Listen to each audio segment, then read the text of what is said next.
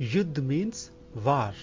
According to Atharvana Veda, Ayodhya means unconquerable. The city was called Ayodhya because it was highly unconquerable by enemies. It was also called as Saketa in later years, meaning city with magnificent buildings. To us, Ayodhya is known for its controversy over Ram Temple and Babri Masjid. The dispute is about only one question: does the 2.77-acre land belong to Muslims or Hindus? But do you know when the dispute was started? It was from the times of Mughal rule in India. There are 2 points to consider here. Number 1. Did Lord Rama was born at the exact same place where temple or masjid existed? Number 2. Irrespective of his birth at that place, was there a temple that was demolished for the construction of masjid? These two are independent questions. Remember one thing, Lord Sri Rama was born 6 to 10,000 years ago, and Babri Masjid was built almost 500 years ago. No written documents exist at both the times.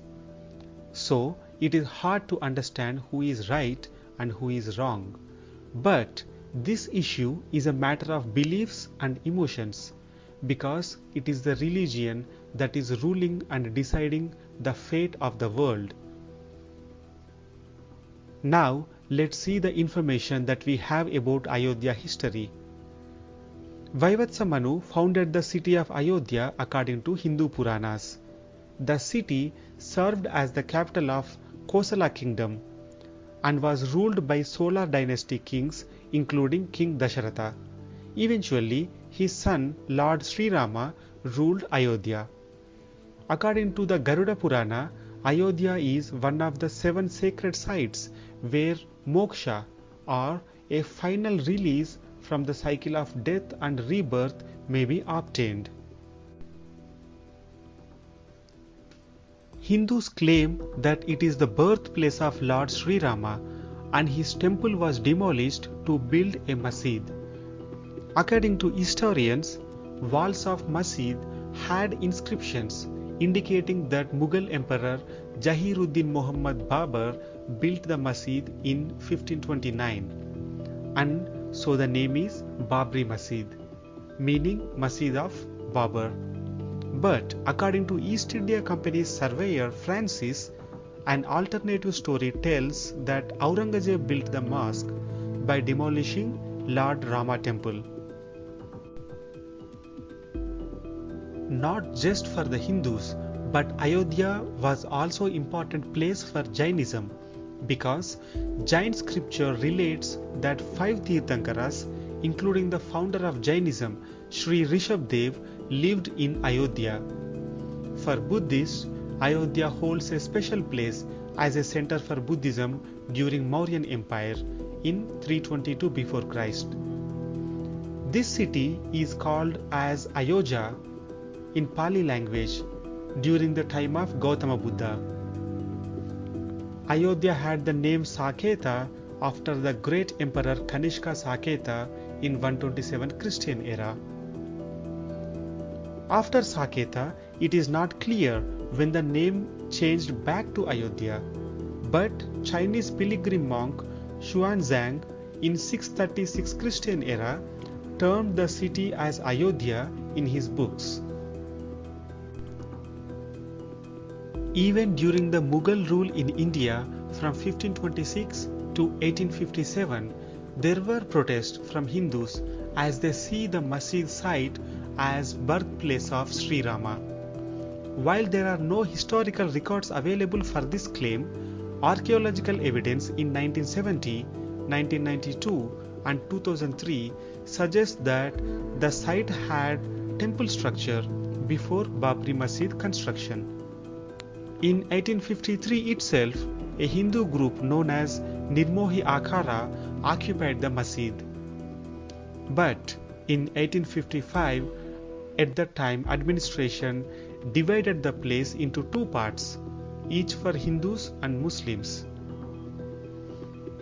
When the British took charge of India in 1857, some Hindus again demanded to hand over the complete place for them for constructing a temple. But it did not happen. In 1883, Hindus tried to build a temple by themselves and even went to court for the settlement, but it did not go well for them. And all the time, Muslims used to pray inside the masjid and Hindus prayed outside the masjid but inside the site itself. Some people view the Babri Masjid as a symbol of Babur's atrocities against Hindus and their temples.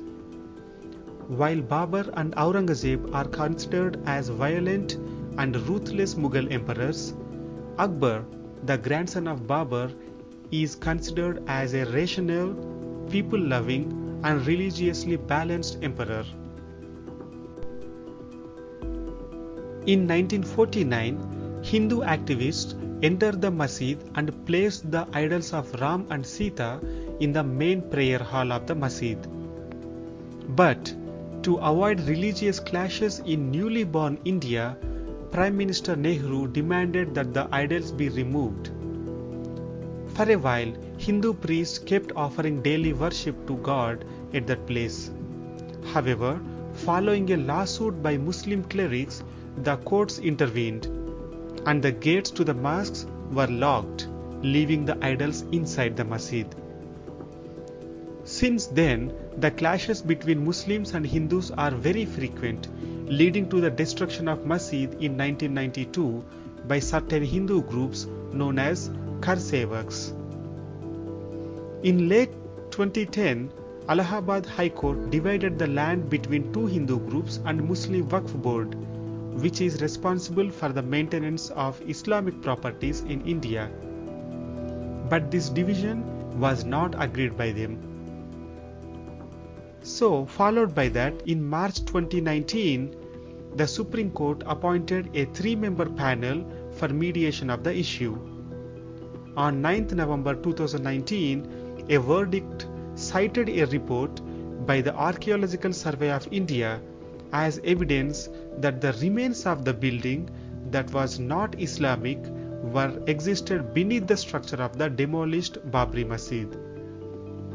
The Supreme Court has now ruled that the site belongs to government based upon tax records and should be given to Hindus to build a temple. And a separate 5-acre land will be given to Sunni Waqf Board for building a masjid. As the land now belongs to Hindus, Prime Minister Narendra Modi will be visiting Ayodhya for the Bhumi Pujan ceremony of the Ram Mandir on 5th August 2020. Moreover, a time capsule will be kept 2000 feet under the Ram temple to record its history and significance. This way, they can secure its history and significance. Sri Ram Janmabhoomi Tirtha Kshetra Trust, the body set up to oversee the construction of the temple, is supposed to finish the construction in next 3 years. Actually, Vishwa Hindu Parishad even started building the pillars and artwork from 1990s itself and has been collecting the funds to build Ram Mandir since then. Interestingly, Prince Yaqub Habibuddin Tusi, a self-proclaimed descendant of the Mughals, has offered a gold brick weighing 1 kilogram for temple construction.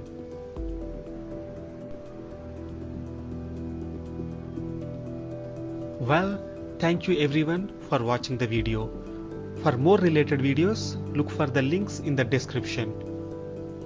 Don't forget to subscribe to Curious Egg.